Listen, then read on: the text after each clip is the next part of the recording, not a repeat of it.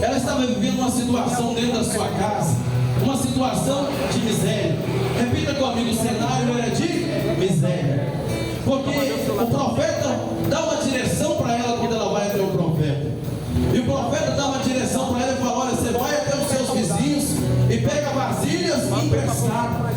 Isso quer dizer que ela precisava de um milagre da parte de Deus, mas ela não tinha como receber o milagre, porque o milagre que Deus ia fazer, ela dependia de vasilhas. Ela precisava de algo, porque o que Deus tem preparado para nós é muito grande. Tem gente que quer receber milagre, mas talvez ainda não está preparado para receber aquilo que Deus tem para te entregar. Mas deixa eu te dizer para você, Deus tem uma direção para você. Fica ligado, aquilo que você já recebeu em profecia, aquilo que Deus falou por meio do profeta, se você for obediente, o milagre vai acontecer.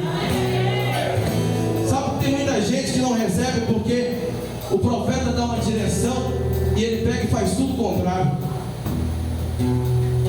Ela fez conforme a palavra do homem de Deus. E a Bíblia diz que ela pegou, então foi até os vizinhos e pediu vasilhas emprestadas.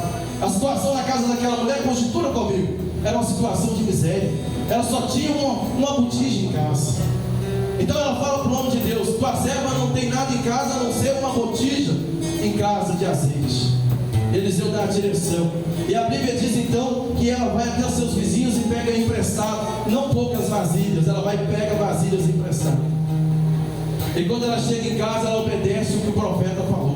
Ela vai e faz conforme o profeta falou. Sabe o que você tem que entender nessa noite? Que quando o homem de Deus, a mulher de Deus está liberando algo do céu, é Deus falando na boca do profeta, não é o profeta, mas é Deus falando na boca do profeta. Então vai e faz, porque você vai viver um milagre. Agora imagina comigo, a situação era de miséria, mas agora ela entra dentro do seu quarto, já com as vasilhas ali, chama os seus filhos para vivenciar o milagre. Chama os filhos para vivenciar o milagre. Sabe o que é isso? Leve os seus filhos a viver experiência com Deus. Ela levou os filhos para dentro para viver experiência com Deus. E diz a Bíblia que então ela começa a colocar o azeite e as vasilhas começam a encher. Aí vai trazendo vasilha por vasilha e os filhos colocou ali, encheu todas elas, ela põe à parte. E aí quando chegou na última, encheu a última, ela pergunta: traz mais uma. E aí a Bíblia diz assim, que o menino falou assim: acabou, não tem mais vasilha. Aí a Bíblia diz que o azeite parou. Sabe o que acontece? Deixa eu falar para você. O poder de Deus é ilimitado. O poder de Deus é ilimitado. Às vezes nós queremos receber algo de Deus, mas muitas das vezes nós limitamos o poder de Deus. Então não limite o poder de Deus, porque o que Deus tem para você é grandioso. Eu vou liberar o que Deus mandou eu liberar. Deus falou para mim: filho, tem pessoas vivendo em situação de miséria. Tem que planejar tudo. Planeja isso, planeja aquilo, tira um pouquinho para aqui, um pouquinho para ali, um pouquinho para aqui, e a vida financeira está uma escassez danada, é uma luta danada, é uma dificuldade. Planeja para pagar a conta daqui e dali, mas todo mês é um aperto financeiro terrível.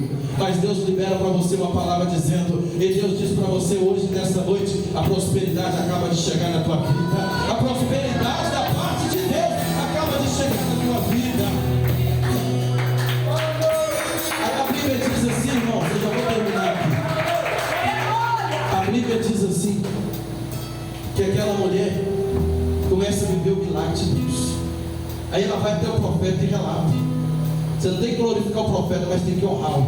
Aí a Bíblia diz assim que ela relata para o profeta. E ao relatar para o profeta de Deus, o profeta fala para ela: agora você vende tudo que você tem, paga a sua dívida e vive do resto. Deixa eu liberar outra palavra para você. Deus vai tirar pessoas aqui do anonimato. Levanta a sua mão. Quem quer ser empresário? Levanta a mão, porque Deus vai tirar pessoas do anonimato aqui. Deus vai fazer de você um empresário. Tem direção nova para a sua vida. Levanta a sua mão para mim. Só você está vivendo em dificuldade. Você diz para mim assim: presbítero, a vida financeira não está fácil. Levanta a sua mão. Pai, eu libero a prosperidade do Senhor sobre a vida, Pai, de cada um que está com a mão levantada, precisando de prosperidade. Pai, eu quebro a maldição da miséria em nome de Jesus Cristo. Está quebrado este mal. E eu profetizo, Pai, como boca do Senhor nesta noite. Eu profetizo que a partir de hoje pessoas aqui vão viver a prosperidade do Senhor. O sobrenatural de Deus na vida financeira está sendo liberado do céu para a sua vida. Prosperidade da parte de Deus. E anota aí, você vai compartilhar, você vai contar aquilo que Deus fez a partir de hoje na sua vida.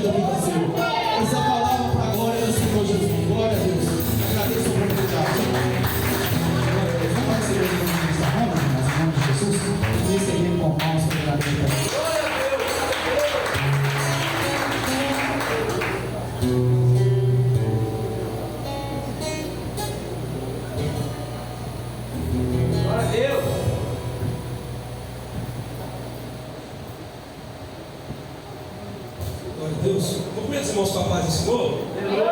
Cumprimento os irmãos com a paz do Senhor. Quantos estão felizes com Jesus? Diga glória a Deus essa noite.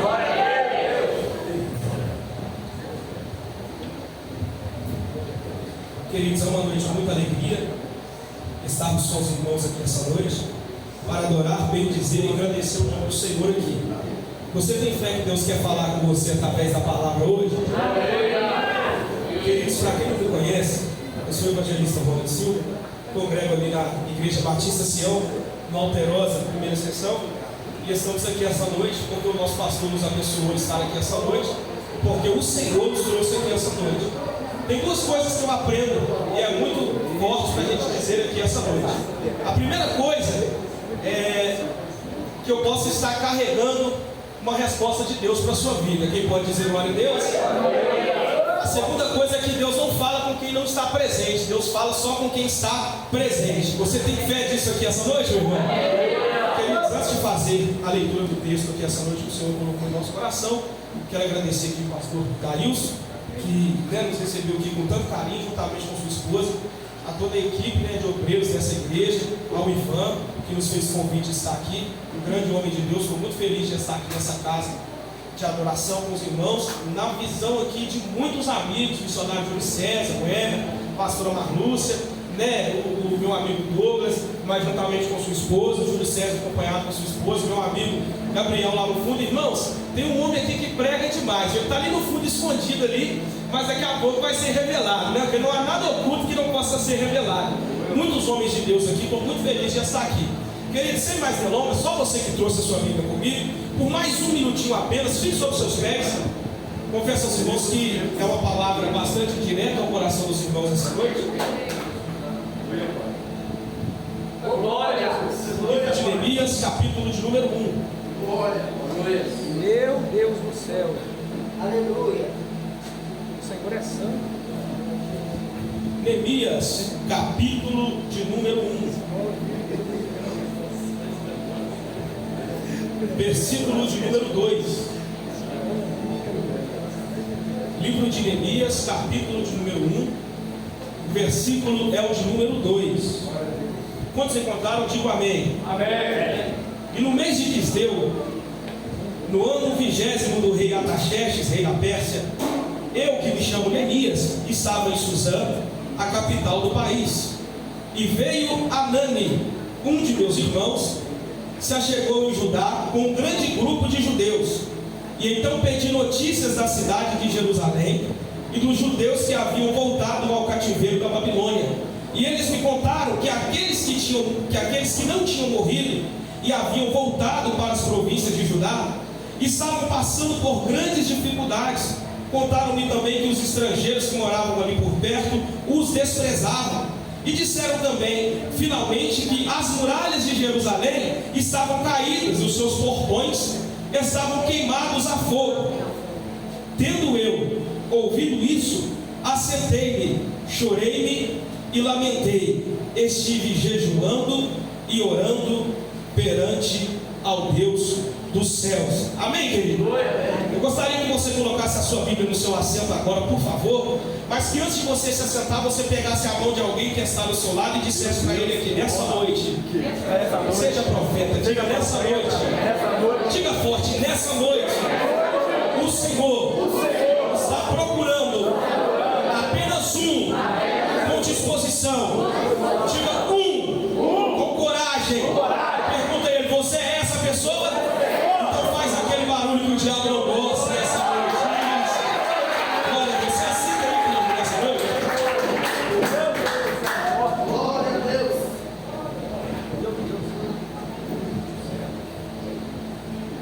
Queridos, quando nós abrimos a nossa Bíblia no livro de Neemias, nós vamos nos deparar no versículo de número 2 acerca de um homem que chega até onde Neemias está e começa a falar a situação da cidade de Jerusalém.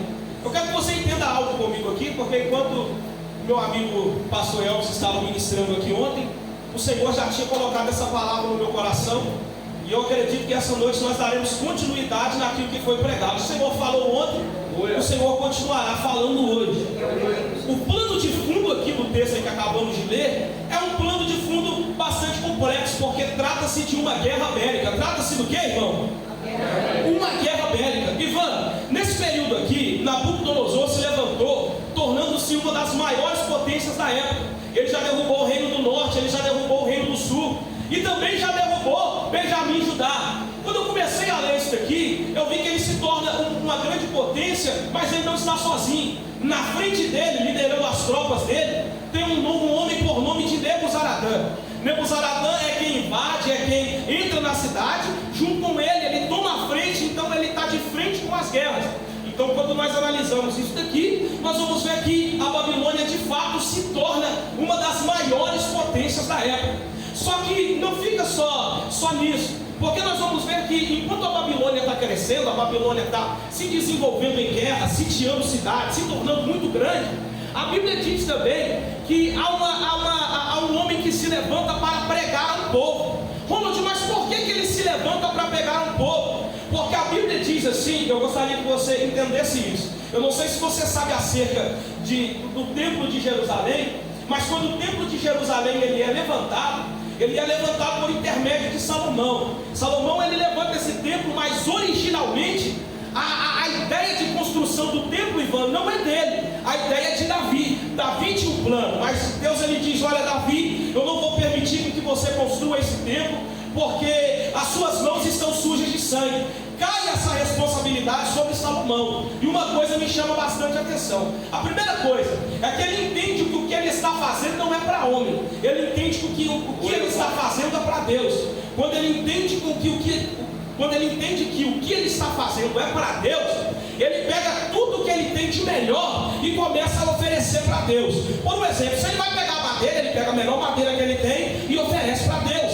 Há historiadores que vai dizer que até os pregos daquele templo eram de ouro. Eu analisando essa história fiquei imaginando isso. O homem entendeu que quando ele está a serviço do homem, ele pode fazer tocado, ele pode fazer da maneira que ele quiser, mas quando ele está a serviço de Deus, ele coloca perfeição naquilo que ele faz.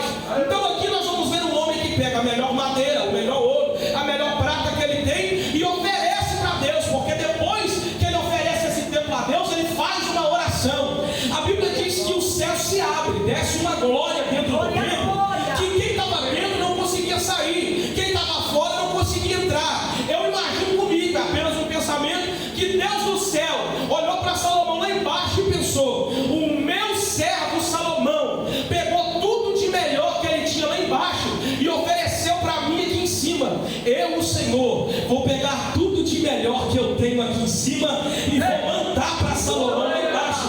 Olha para cá, só que o ambiente aqui é de poder, o ambiente é de glória, o ambiente é de unção. Não tem porquê, quando nós analisamos 2 Crônicas, no capítulo de número 7, a partir do versículo de número 14, Deus dizer: se o meu povo, que chama pelo meu nome, se humilhar, se arrepender dos seus maus caminhos, eu ouvirei do céu, sararei a terra e perdoarei os seus pecados. Mas peraí, Ivan, o ambiente era de poder, o ambiente é de glória, o ambiente era de unção de Deus na casa.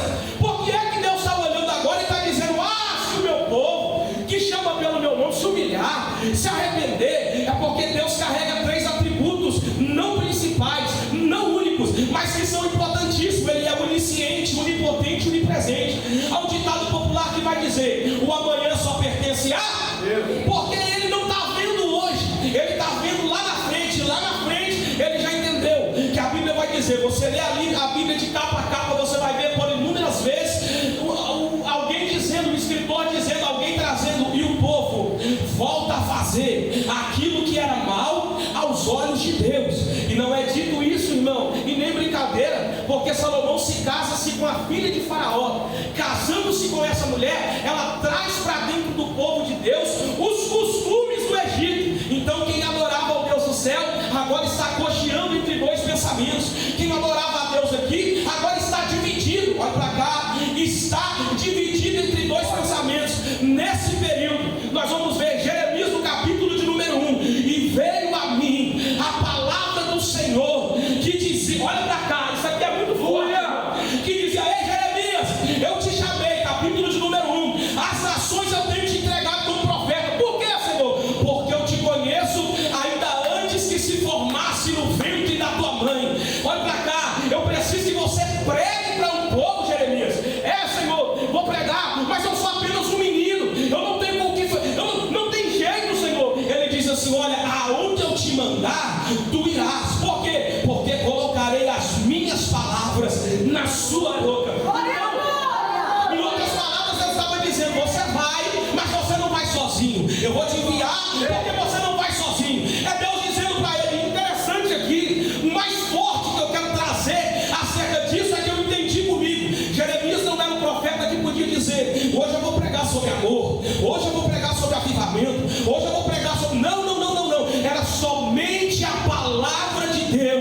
o Senhor colocava na boca dele. E a palavra de Deus não era doce, Ivan. A palavra de Deus é: traga o meu povo para a aliança de novo, traga o meu povo para viver comigo os meus mistérios de novo. Qual é o projeto de Deus?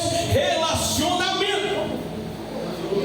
A palavra de Deus era relacionamento com o povo. Era isso que Deus queria. A Bíblia diz que Jeremias se levanta e começa a pregar. Quando ele prega, ninguém escuta. Quando ele prega, ninguém escuta. Olha para cá. E nisso a Babilônia está se tornando uma das maiores potências da época. E onde você quer chegar, pregador? É aqui que entra o contexto principal. Porque a Bíblia diz que eles invadem Jerusalém. E pelo menos nessa primeira invasão que eles invadem, eles levam cerca de 10.000 israelitas. Irmão, olha para cá. Entre esses estava Sadraque, Mesaque e Abednego.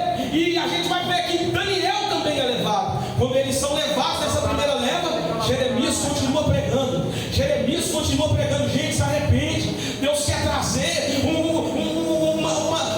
aliança de novo com o povo dele. O povo não escuta, Ivan. Na segunda leva, eles levam Ezequiel e levam mais um bocado de israelitas também. E o povo não se converte. Na terceira leva, eles entram, queimam as portas da cidade, derrubam os muros da cidade. Então agora o pessoal da cidade de Jerusalém não tem aonde congregar. A fé do povo está diminuindo, está se esfriando, está se acabando. Não tem mais o que fazer. Só que eu gostaria que você notasse, porque pelo menos nesse contexto aqui de Neemias, Deus dá pelo menos duas revelações fortíssimas para dois homens de Deus.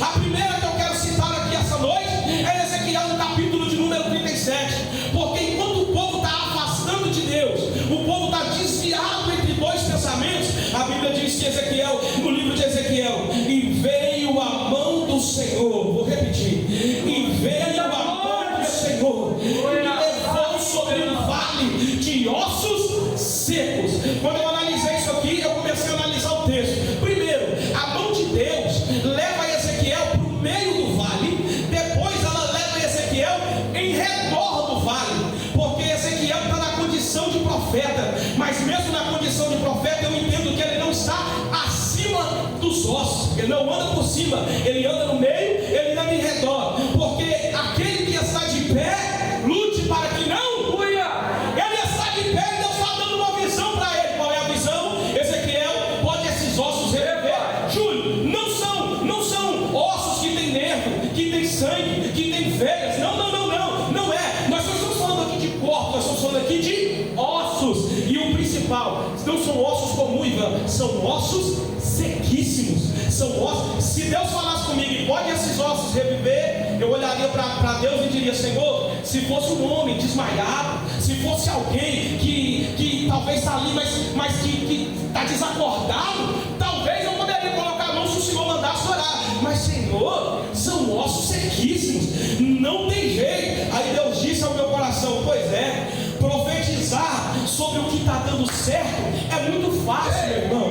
Profetizar sobre o que está dando certo, Ivan, é muito fácil. É muito fácil a gente profetizar sobre aquilo que já está gerando. Difícil é fazer o que Deus fez comigo, é fazer o que Deus fez com você. Quando eu era osso seco, eu vou dizer um algo aqui da parte de Deus para alguém. Quando você era osso sequíssimo, quando eu, por exemplo, que ele tirou do tráfico, tirou das drogas, tirou do lamaçal do pecado, ele olhou dentro do meu olho e conseguiu enxergar dentro de mim o que o homem não via. Ele diz: olha, Ronald, o mundo não te quer, mas eu dentro de você enxerguei o evangelista que existe. Oh, meu Deus, o evangelista que existe dentro de você. Meu pastor, ele veio de um testemunho muito forte, irmão. Ele era usuário de droga, passou uma situação terrível, mas aquilo que o homem não via por fora, porque o homem é assim, ele vê o que está por fora, mas meu Deus olhou dentro dele e enxergou o pastor que existia dentro dele. Nessa noite eu não estou pregando para uma igreja normal, nessa noite eu não estou pregando para osso seco, nessa noite eu vim pregar para uma igreja que Deus olhou dentro dos olhos delas e disse: vou lavar com o meu sangue e vou colocar de pé, e vai se levantar um grande exército nessa noite. Deus está olhando para dentro de você agora, Aleluia. para dentro de você. E eu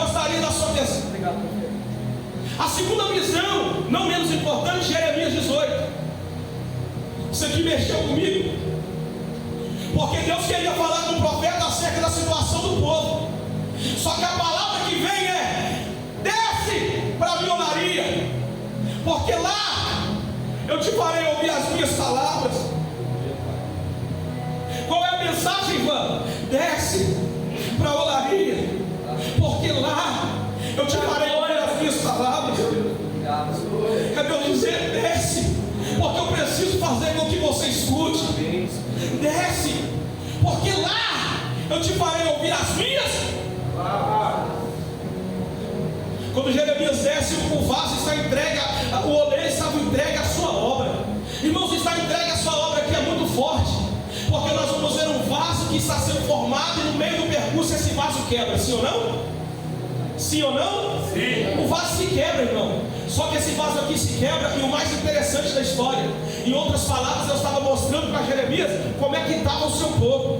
Reparou que Deus incomodou Ezequiel para dar visão acerca do povo? Reparou que Deus levou Jeremias para a olaria para falar com ele acerca do povo? Por quê? Porque Deus está sempre levantando alguém disposto para dar visão para ele acerca do povo. Vou repetir isso aqui.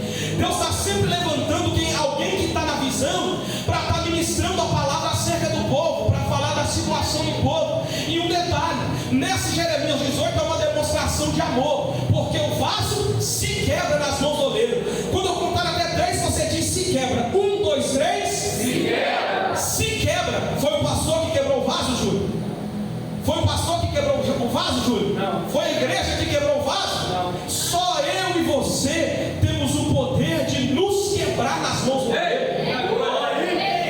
Só eu e você podemos nos quebrar. Até porque se está na mão do oleiro, o diabo não quebra. Vou repetir. Até porque se está nas mãos do oleiro, o diabo não toca. Só eu tenho o poder de desfazer o projeto de Deus na minha vida, de colocar impedimento daquilo que Deus tem. Só que quando o vaso se quebra, nós vamos ver alguém. Se fosse eu, porque na nossa vida é assim, tudo aquilo que a gente acha que quando quebra perde o valor, a gente joga fora. Um telefone quebra, perdeu o valor, a gente joga fora. Alguma coisa quebra, um carregador de celular quebrou, a gente joga fora. Só que a Bíblia diz que o oleiro refazia o vaso da maneira que ele entendia, porque na olaria de Deus, meu amigo Douglas, não nada daquilo que se quebra se joga fora, nada daquilo que se quebra perde o valor. Deus está dizendo ao coração de alguém aqui essa noite, e eu quero dizer isso aqui bem alto para que alguém entenda: sempre haverá uma segunda oportunidade para o vaso que se quebrou. Transforme-se para alguém que está no seu lado e diga para ele assim: se quebrou, Deus não te joga fora. Diga: Deus não te joga fora. Ele não joga fora. E aí vem a pergunta de Deus: não poderei eu fazer de vós como fez esse oleiro? Em outras palavras, Deus estava dizendo: não poderei eu fazer de Israel como fez esse oleiro? Talvez é Deus dizendo para alguém: será que eu não posso pôr minhas mãos de novo nessa obra e formar um vaso novo? Aleluia, Deus. Na terceira leva, destruíram os muros, queimaram as portas. A cidade está em tamanho opobre. Irmãos, pensa numa situação difícil. É um povo que não tem aonde congregar. Ninguém quer plantar nada, porque se eles plantam, alguém invade, porque não tem muro. De noite estraga tudo. Não tem barco político na cidade. Até porque, quem é que quer investir num projeto falido? Vou repetir. Quem é que quer investir em projeto falido? Ninguém. Você está vendo que o negócio está indo de mal a pior? Ninguém quer investir naquilo que está dando errado, irmão. Levanta um império, 2 impérios. Um império por nome Medo, o outro por nome Persa. Império Medo-Persa é a junção dos dois. Eles têm uma estratégia. Qual é a estratégia, pregador? Eles entram por debaixo da Babilônia com a função de cavar túneis. Quando eles entram por debaixo, o império da Babilônia cai. Quando o império da Babilônia cai, esse novo rei que toma a frente aqui, ele não faz como Nabucodonosor, que trazia os mancebos, os jovens, para estar com ele. Não, irmão, não faria isso. Sabe o que ele faz? Ele libera o povo. O povo é escravo de dia, de noite ele libera o povo. É nesse período aqui que a Bíblia diz que Anani vem dessa retornada. Quando ele está liberando alguns, Anani vem. Aí ele encontra com Neemias. Só que algo mexeu comigo aqui essa noite. Qual é, pregador? Qual é a mensagem? Por que mexeu contigo? Eu te digo essa noite. Tu não perguntou, mas eu lhe digo essa noite. É que Neemias, ele está preocupado com a situação do povo. Vou repetir. A preocupação de Neemias não é com ele, a preocupação de Neemias é com a situação do povo. Fala comigo, como é que está a cidade dos sepulcros de meus pais? Porque nós acreditamos que Neemias nasceu no período do cativeiro. Então a pergunta dele é: fala comigo, eu quero saber da situação que está aquele povo, como é que está? Anani vem dizendo: ó, Neemias, o negócio é o seguinte, cara,